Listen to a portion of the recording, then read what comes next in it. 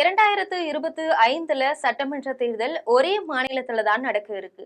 அது எங்கன்னா பீகார்ல மட்டும்தான். அந்த மாநிலத்துல அக்டோபர் அல்லது நவம்பர்ல சட்டமன்ற தேர்தல் நடக்கலாம். எப்படி இருக்கு தேர்தல் களம் என்பதை தற்போது விரிவாக பார்க்கலாம்.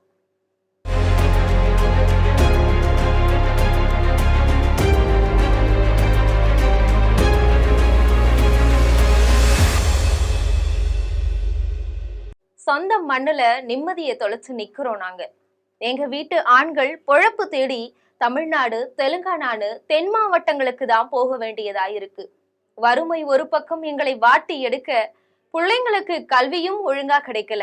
படிச்சு முன்னேறி அதுகளாச்சும் நல்லா இருக்கணும்னு நினைச்சா இந்த அரசியல்வாதிங்க அதுக்கும் வழி பண்ணி தரல என ஏழ்மையில் வாடும் பீகார் கிராமத்து பெண்கள் ஒரு பக்கம் புலம்ப, நாங்கள் இதை செய்திருக்கின்றோம், இனி அதையும் செய்வோம், உங்கள் ஓட்டு எங்களுக்கே என்று மறுபக்கம் வெட்கமே இல்லாமல் பிரச்சாரத்தை முன்னெடுத்திருக்கிறார்கள் அரசியல் தலைவர்கள். சமத்துவம், சமூக நீதி என சோஷலிச கொள்கைகளை உயிர் மூச்சாக கொண்ட ஜெயப்பிரகாஷ் நாராயண், கற்பூரி தாகூர் போன்ற தலைவர்களை பெற்றெடுத்தது பீகார். இவர்களுக்கு பின்னர் இப்படியான தலைவர்களை கண்டெடுக்காத காரணத்தினால இன்னைக்கு பல விஷயங்கள்ல பின்தங்கிய மாநிலமா இருக்கு பீகார். கற்பூரி தாகூரையும் ஜெயப்பிரகாஷ் நாராயணையும் முன்னோடியாக கொண்டு அரசியல் களத்துல குதிச்சவர்கள் யாருமே முழுமையாக அந்த தலைவர்களின் வழி நிக்கல.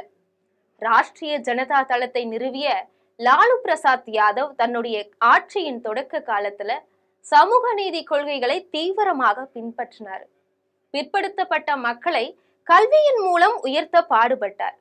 அதன் பிறகு அவரும் தடம் மாறி ஊழல் வழக்குகள், குடும்ப அரசியலுக்குள் சிக்கிக் கொண்டார். கடந்த 19 ஆண்டுகளாக முதல்வர் நாற்காலியை இறுக பற்றி கொண்டிருந்த நிதிஷ்குமாரும் மாநிலத்தை முன்னேற்ற தவறிட்டார். அதே நேரம் அடிக்கடி கூட்டணியை மாற்றி தன்னுடைய முதல்வர் நாற்காலியை மட்டும் தவற விடாம பாத்துக்கிட்டாரு. பல ஆண்டுகளாக பதவி வெறி பிடித்த அரசியல்வாதிகளுக்கு வாக்கு செலுத்தி செலுத்தி அழுத்து போயிட்டாங்க பீகார் மக்கள்.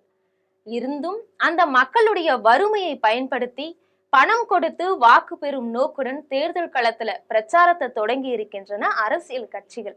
வேலை வாய்ப்பின்மை, விலைவாசி உயர்வு, மட்டமான மருத்துவ வசதிகள், மோசமான கல்வி கட்டமைப்புன்னு ஏராளமான பிரச்சனைகள் பீகாரை உலுக்கிட்டு இருக்கு. அடிக்கடி ஆத்துல அடிச்சுட்டு போற பாலங்கள் பீகார் அரசியல்வாதிகளுடைய ஊழலை வெளிச்சம் போட்டு காட்டுது. போதாக்குறைக்கு சட்டம் ஒழுங்கும் சந்தி சிரிக்குது. இதனால ஆட்சியில் இருக்கிற என்டிஏ கூட்டணி அரசு மீது எக்கச்சக்க அதிருப்திகள் நிலவுது. சமீப காலங்களா பொதுவெளிகள்ல முதல்வர் நிதிஷ்குமாரோடைய நடவடிக்கைகளும் சர்ச்சை பேச்சுகளும் அந்த ஆட்சிக்கு அவப்பெயரை பெற்று தந்திருக்குது. இத்தனை அதிருப்திகளையும் தாண்டி கூட்டணி பலத்தை நம்பி தேர்தல் களத்துல இறங்கி இருக்குது என்டிஏ கூட்டணி. எதிர் திசையில பயணிக்கிற இண்டி கூட்டணியில ராஷ்டிரிய ஜனதா தளம் கட்சியின் தலைவர் தேஜஸ்வி யாதவுக்கு இளைஞர்கள் மத்தியில மிகப்பெரிய செல்வாக்கு இருக்கு. வாக்குரிமை யாத்திரை நடத்த காங்கிரஸ் தன்னுடைய செல்வாக்கையும் கொஞ்சம் உயர்த்தி இருக்கிறார் ராகுல் காந்தி. பீகார்ல தேர்தல் ஆணையம் நடத்தி இருக்கும் சிறப்பு வாக்காளர் தீவிர திருத்த பணியில சதி திட்டம் இருக்குது. பாஜக கூட இணைந்து எங்களுக்கு வாக்களிக்க கூடிய சுமார் 65 லட்சம் பேரை நீக்கி இருக்கிறது தேர்தல் ஆணையம்னு குற்றம் சாட்டுது இண்டி கூட்டணி.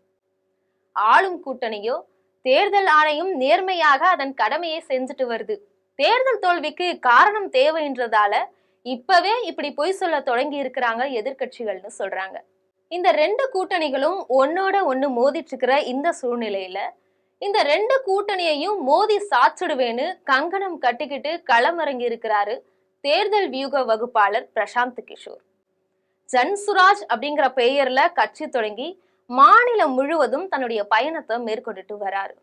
பீகார் தேர்தல் களத்தை உற்று நோக்கும் அரசியல் பார்வையாளர்கள் 243 தொகுதிகள் கொண்ட பீகார்ல சிறப்பு தீவிர திருத்த பணிக்கு முன்பாக 7.9 கோடி வாக்காளர்கள் இருந்தனர்.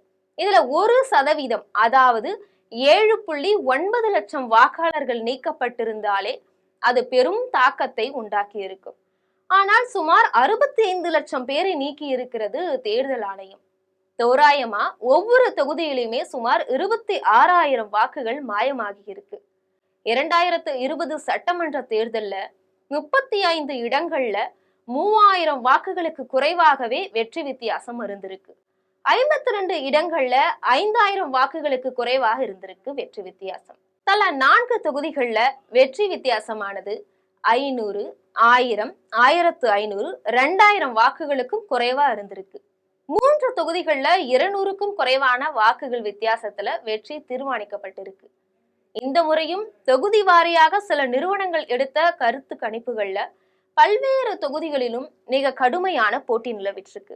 இதனால அரசு மீது அதிருப்தி இருந்தாலும் 65 லட்சம் பேர் நீக்கப்பட்டிருப்பது ஆளும் கூட்டணிக்கு சாதகமாக செல்ல வாய்ப்புகள் அதிகம்னு எதிர்கட்சிகள் நினைக்கிறாங்க.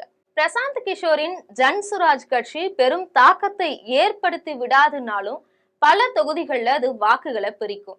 பிரசாந்த் கிஷோர் ஆதிக்க ஜாதியை சேர்ந்தவர் என்பதால ஆதிக்க சமூகங்களுடைய வாக்குகளை வெகுவா பெறுவாரு.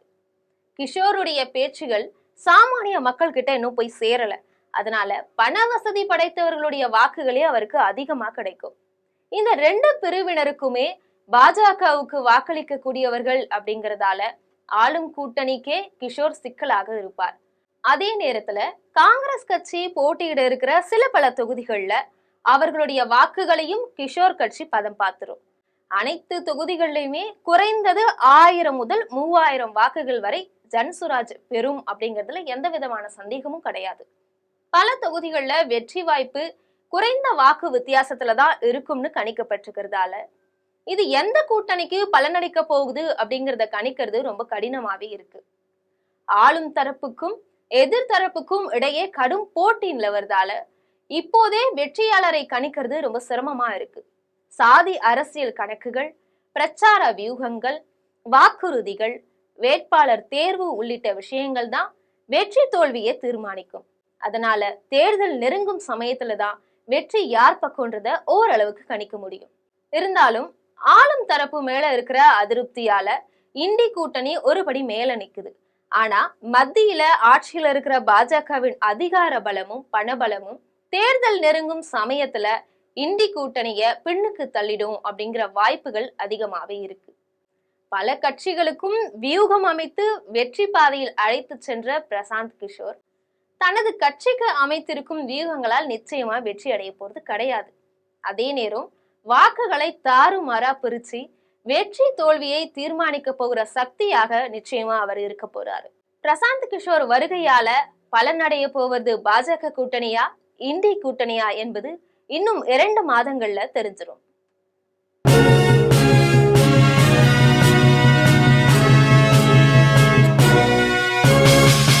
உடனுக்குடன் அப்டேட் தெரிந்து கொள்ள ஜெம் டிவி தமிழ் ஆப்பை இன்ஸ்டால் செய்யவும்.